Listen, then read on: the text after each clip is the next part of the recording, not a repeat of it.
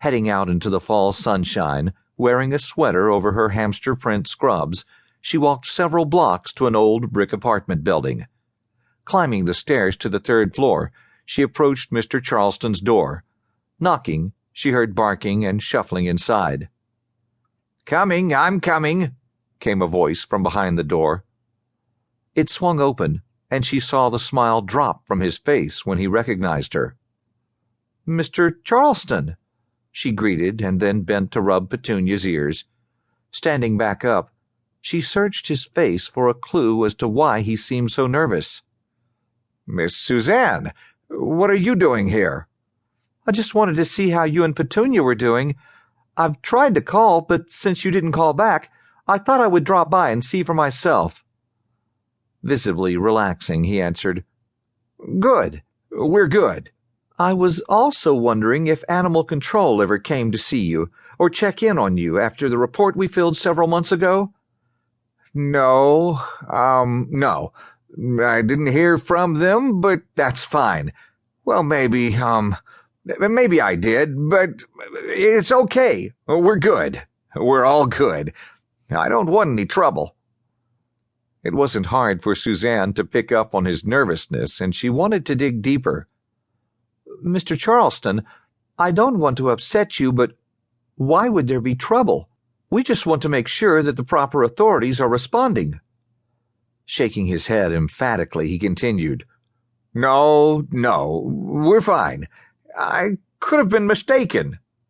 "Mistaken? Mr. Charleston, how could you have been mistaken about a dog attacking your dog right in front of you on the sidewalk?" Eyes widening, he began to stammer.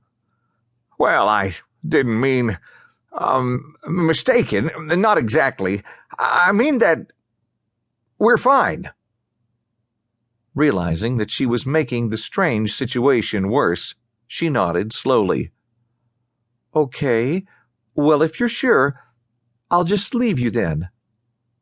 Giving the first smile since she showed up at his apartment, he nodded as he said, "Thank you for coming, Miss Suzanne.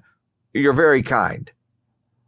Deciding to throw out one last comment, she replied, "I just hope no other dog continues to attack other dogs or owners, especially a child outside."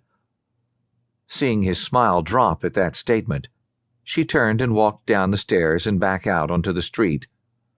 Standing on the corner for a moment, she turned and went in the opposite direction, deciding to check on their latest dog attack victim. She only had to walk a couple of blocks for her to get to his apartment. Once again the sound of barking greeted her as she knocked on his door. When it opened, a young man was standing there with Mr. Marcelli in the background. "Well, hello," came the smooth voice of the young man. "May I help you?" "I'm Suzanne McDonald from Chaucer's vet office. I came to check on him." The young man opened the door slightly so that she could see Chaucer standing next to Mr. Marcelli, a very nervous-looking Mr. Marcelli. His eyes kept cutting to the man at the door.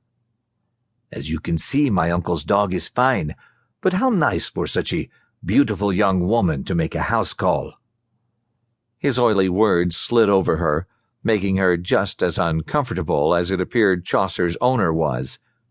She looked between the two men, seeing no family resemblance, and couldn't help but wonder why his nephew was speaking for him. The young man was tall and slender, and she felt an angry roughness pouring off of him. His smile never reached his eyes, and the thought that she wouldn't want to meet him in a dark alley washed over her. He was dressed well, but there was something not right about his presence.